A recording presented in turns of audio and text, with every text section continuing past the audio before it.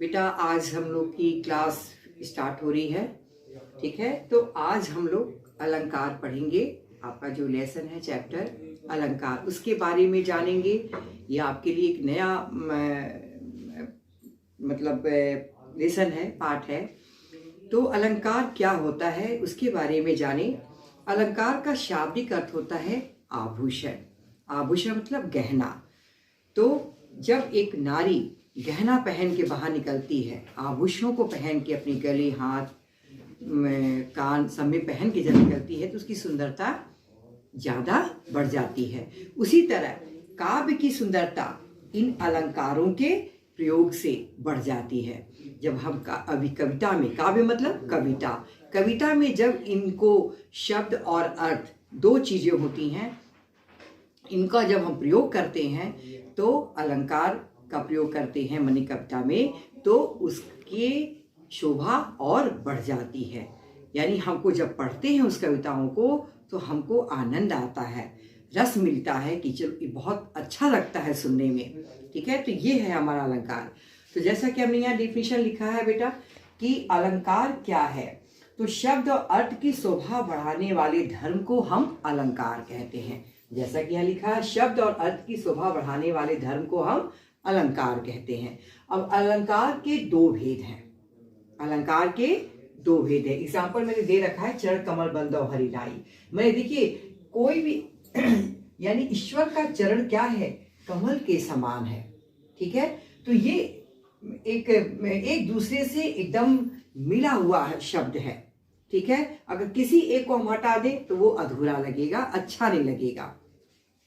अलंकार के दो भेद हैं, एक शब्दालंकार है और एक अर्थालंकार है। शब्दालंकार क्या करता है कि शब्दों के माध्यम से हम उसकी सुंदरता बढ़ती है।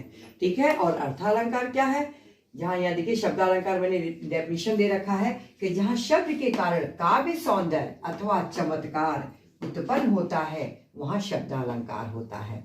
जैसे नली नलनी रस बरसो, यहाँ पे न का प्रयोग कई बार हुआ है। ठीक है, एक यहाँ हुआ है, फिर इसमें, फिर इस वाले में, तो कई बार प्रयोग हुआ है। फिर अर्थालंकार में देखिए, जहाँ काव्य का सौंदर्य अर्थ पर आश्रित हो, यानी उस पर आश्रित हो, वहां अर्थालंकार होता है। जैसे क्या कहा है, जहाँ काव्य का सौंदर्य अर्थ पर आश्रित हो, तो जैसे हाथी जैसा मोटा। ठीक है, तो हम अभी, आप छोटे क्लास में हैं, अभी आपका 7th स्टैंडर्ड है, 6th स्टैंडर्ड में है, तो आपको हम क्या है, अभी आपको हमने शब्दों में एक एग्जाम्पल दे रखा है, वरना अलंकार को कवियों ने क्या है, कविता में पिरोया है, उनको शब्दों के और अर्थों के माध्यम से। ठीक है बेटा, तो ये हमारा हुआ शब्दालंकार और दूसरा हुआ हमारा अर्थालंकार। ओके, तो बेटा हम लोगों ने समझा अब तक कि अलंकार क्या है और अलंकार के कितने भेद हैं। तो दो भेद हम लोगों ने पढ़ा, शब्दालंकार और अर्थालंकार। शब्दालंकार क्या, जिससे शब्द के माध्यम से चमत्कार हो काव्य में, और अर्थालंकार जिसमें अर्थ के माध्यम से उसमें चमत्कार उत्पन्न हो, सुंदर लगे, मतलब हमको सुनने में अच्छा लगे। ठीक है, तो अब हम शब्दालंकार के भेद के बारे में पढ़ेंगे। तो शब्दालंकार के 3 भेद मुख्यतः हैं। पहला अनुप्रास अलंकार, दूसरा यमक अलंकार और तीसरा हमारा है श्लेष अलंकार। ठीक है, तो सबसे पहले हम अनुप्रास अलंकार के बारे में जानें। आप बुक अपने सामने रखेंगे जिससे आपको समझ में भी आता चले। ठीक है बेटा, तो अनुप्रास अलंकार क्या है, अनुप्रास का सामान्य अर्थ है किसी वस्तु को क्रम से रखना, क्रम माने एक सीक्वेंस में रखना। ठीक है, जहां किसी व्यंजन वर्ड, क्या कह रहा है, वर्ड की आवृत्ति एक से अधिक बार होती है। आवृत्ति मतलब माने उसको कई बार दोहराया जाता है। ठीक है, एक से अधिक बार होती है, वहां अनुप्रास अलंकार होता है। जैसे बंदौ गुरु पद पदम परागा। अब देखिए प के नीचे मैंने अंडर लाइन कर रखा है, तो प क्या है, वर्ड की आवृत्ति 3 बार हुई है। ठीक है, दूसरे वाले में देखिए, चारु चंद्र की चंचल किरणें खेल रही हैं जल थल में। अब इसमें 2 वर्ड ऐसे हैं जिसकी पुनरावृत्ति एक से अधिक बार हुई है। पहला तो हमारा च है, च के नीचे देखिए अंडरलाइन हमने कर रखा है, च है।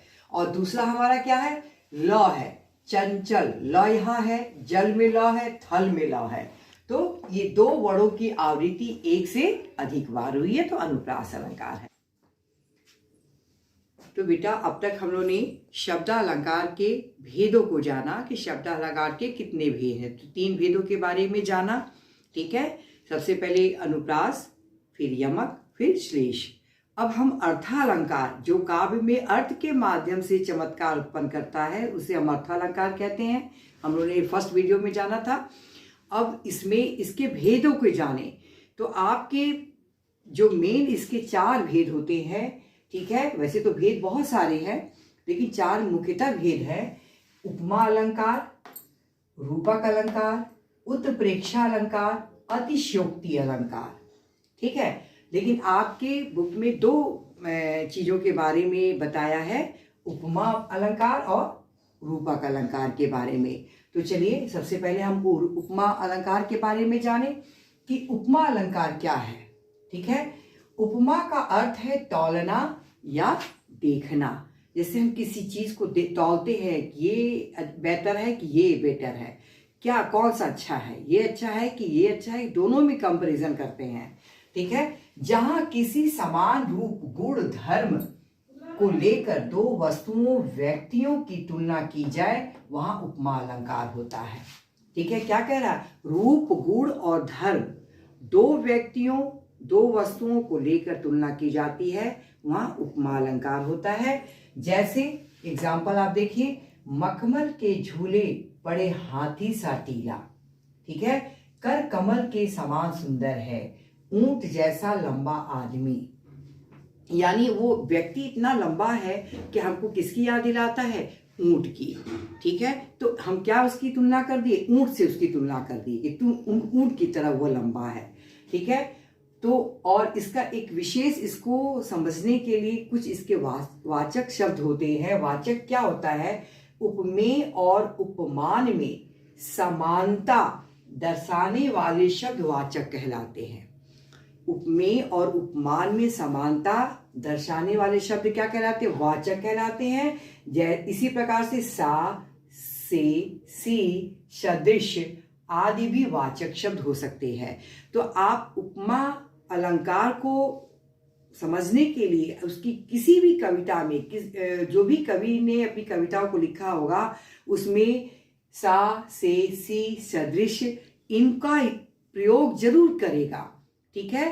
क्योंकि यहाँ उपमा है ना, तुलना कर रहा है, तो वो जरूर इसका प्रयोग करेगा। उसी से हम पकड़ते हैं कि ये उपमा अलंकार है, ठीक है। अब इसके लिए जाने के लिए उपमेय उपमान हमने अभी बताया, तो इसके लिए जाने उपमेय क्या होता है। जिस व्यक्ति वस्तु की तुलना की जाए, जिस व्यक्ति या वस्तु की तुलना की जाए, उसे हम उपमेय कहते हैं। जैसे कर कमल के समान सुंदर, अभी हमने एग्जाम्पल दे रखा था उपमा में, कर कमल के समान सुंदर है। तो इस वाक्य में कर मतलब हाथ होता है बेटा, तो हाथ क्या है, उपमेय। अब इस हाथ की तुलना किससे की गई है, कमल से की गई है। तो कमल क्या हो जाएगा, उपमान। जिससे तुलना की जाए, माने उपमेय की तुलना जिससे की जाती है, वो क्या है, उपमान। तो जिससे तुलना की जाए उसे उपमान कहते हैं। कर कमल के समान सुंदर है, तो इस वाक्य में कमल क्या है, उपमान हो गया। मृग नैनी, ठीक है। अब नेत्र की तुलना मृग से की गई है, ठीक है। तो नैन क्या होगा, हमारा उपमेय हो जाएगा नेत्र, और उपमान क्या हो जाएगा, मृग हो जाएगा। तो ये हमारी तुलना, उपमेय मतलब जिस व्यक्ति वस्तु की तुलना उपमान में जिससे की जाती है, तो वो उपमान हो जाता है। तो ये हमारा उपमा अलंकार का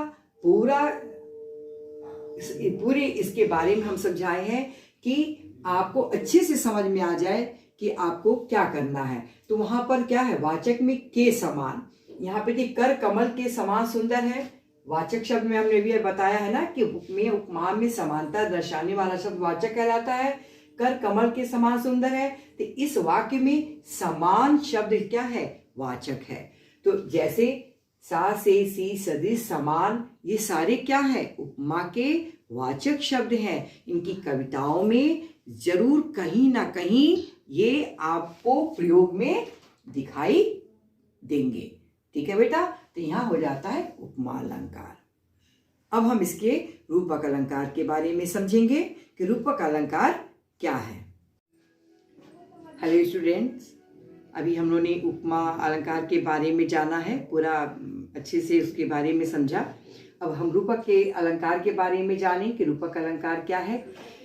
रूपक अलंकार, अभी इसके पहले हमने उपमेय और उपमान के बारे में आपको बताया था कि उपमेय किसे कहते हैं और उपमान किसे कहते हैं। ठीक है, तो उसी को हम फिर आपको इसमें भी समझा रहे हैं कि जब उपमेय को उपमान के रूप में दर्शाया जाए, या दूसरे शब्द उसमें हम ये भी बोल सकते हैं कि एक वस्तु के साथ दूसरी वस्तु को इस प्रकार रखा जाता है कि दोनों का अंतर दिखाई न दे, तो वह रूपक अलंकार होता है।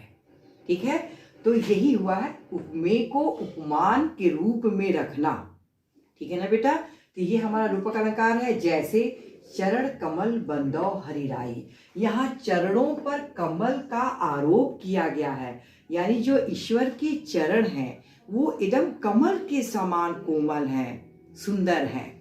ठीक है ना, एकदम उन्हीं की तरह एकदम लाल कोमल सुंदर दिखाई दे रहे हैं। फिर दूसरा आप एग्जाम्पल देखें, मैं तो चंद्र खिलौने लयो।